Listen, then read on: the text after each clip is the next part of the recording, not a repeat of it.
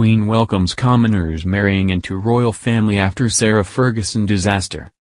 The Queen welcomes commoners into the royal family following the disastrous relationship between Prince Andrew and Sarah Ferguson, a royal expert once claimed.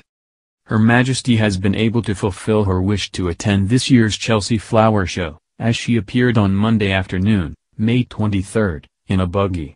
Last week, Buckingham Palace warned while the monarch hoped to be in attendance, the decision would be made on the day. The head of state has attended the Royal Horticultural Society's world-famous event in London, of which she is a patron, more than 50 times during her 70-year reign, but recent ill health and mobility issues had made her presence uncertain. The Queen joined Prince Edward and Sophie, Countess of Wessex, along with Princess Beatrice and her husband Edoardo Mappli-Mozzi, the Duke and Duchess of Gloucester, the Duke of Kent, Prince and Princess Michael of Kent and Princess Alexandra.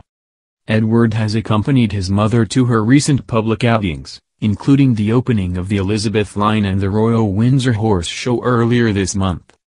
Both Sophie and Edward have become close confidants of the monarch, particularly following the death of Prince Philip last year. The Countess was immediately welcomed into the royal family by Her Majesty, especially as her and Edward's relationship came the year after the Queen's Annus Horribilis.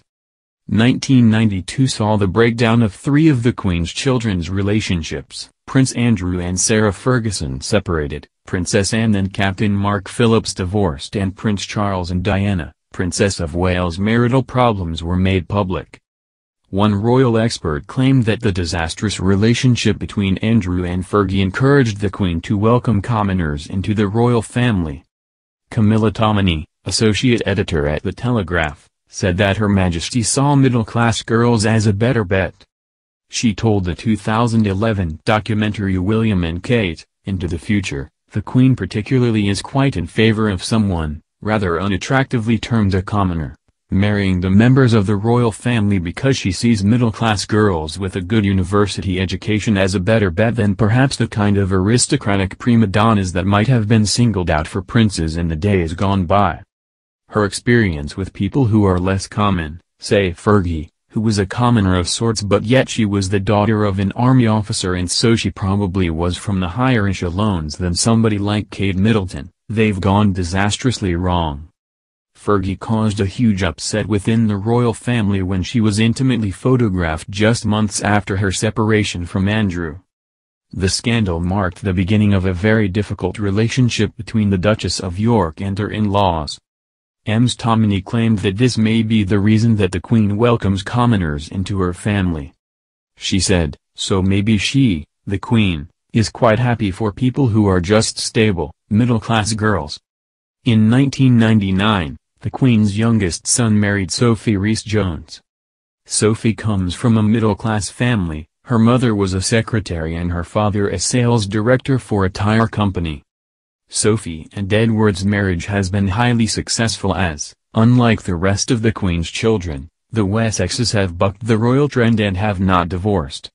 While Edward's choice to marry someone outside of the aristocracy may have been very unusual centuries ago, it has become much more common in recent years. Following in the Earl's footsteps, younger generations of royals have married outside of the upper-class bubble. In 2011, Prince William married Kate Middleton. It marked the first time that the heir to the throne had married someone with no aristocratic lineage for more than 350 years. 7 years later, Prince Harry wed Hollywood actress, Meghan Markle. All three royal brides held their own jobs before marrying into the royal family. Sophie had a thriving career in public relations, and at one point worked for Capital Radio.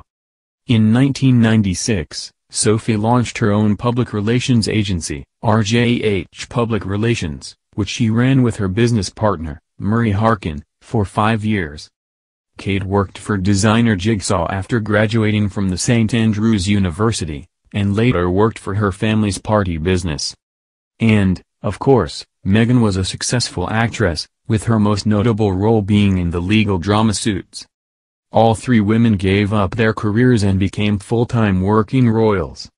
While Kate and Sophie remain integral working members of the firm, Meghan stepped down from her senior position, alongside Harry, in 2020.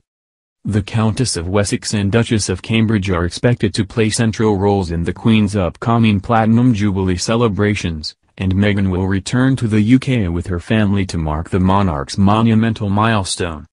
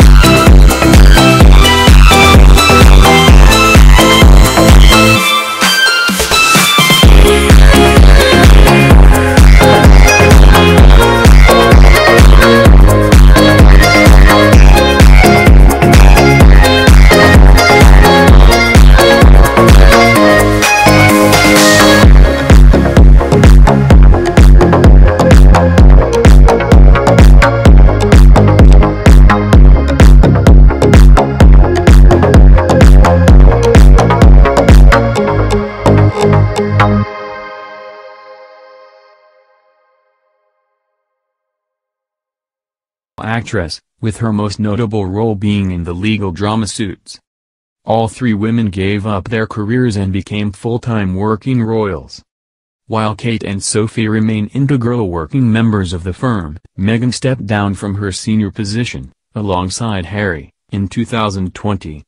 The Countess of Wessex and Duchess of Cambridge are expected to play central roles in the Queen's upcoming Platinum Jubilee celebrations, and Meghan will return to the UK with her family to mark the monarch's monumental milestone.